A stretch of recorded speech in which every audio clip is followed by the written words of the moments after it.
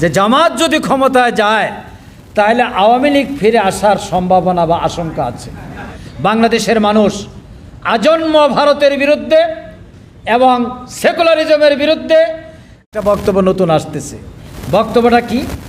জামাত যদি ক্ষমতায় যায়, তার মানে এখন কিন্তু যদি দিয়ে বলতেছে যে জামাত যদি ক্ষমতায় যায় তাহলে আওয়ামী লীগ ফিরে আসার সম্ভাবনা বা আশঙ্কা আছে। ওনারা রাজনীতির চাইলে এত বড় ভুল করবেন, এটা তো ভাবতেও অবাক লাগে।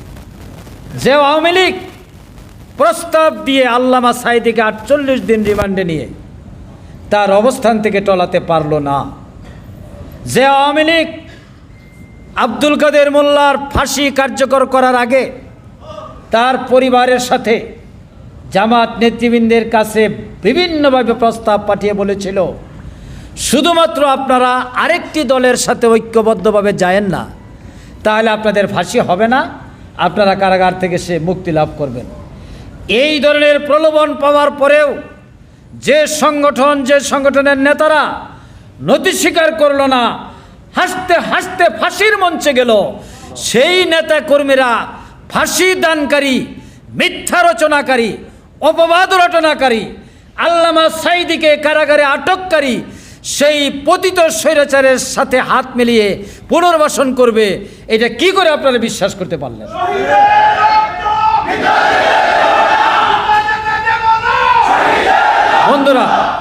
বন্ধুরা আমার, সুতরাং এটা জামাত এটা করবে না, বরং আপনারাই এই কাজটা করবেন। কারণ আপনারা দেখতে পাচ্ছেন জামাত ক্ষমতায় চলে যাচ্ছে।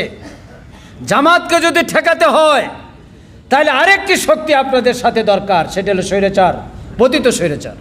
তারা হইলে আপনাদের জন্য সুবিধা, এবং এটাই আগামী দিনে হওয়ার দিকে ধাবিত হচ্ছে বাংলাদেশের মানুষ আজন্ম ভারতের বিরুদ্ধে এবং সেকুলারিজমের বিরুদ্ধে আর ভারতের বিরুদ্ধে হওয়ার কারণে বাংলাদেশের মানুষ আওয়ামী লীগেরও বিরুদ্ধে।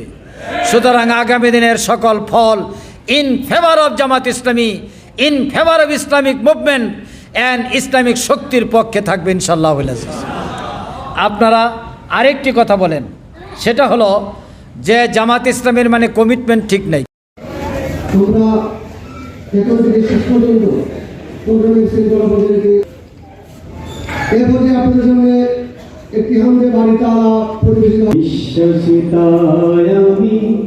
না দেখে তোমায় বাণী গোপনে ক্ষমা করে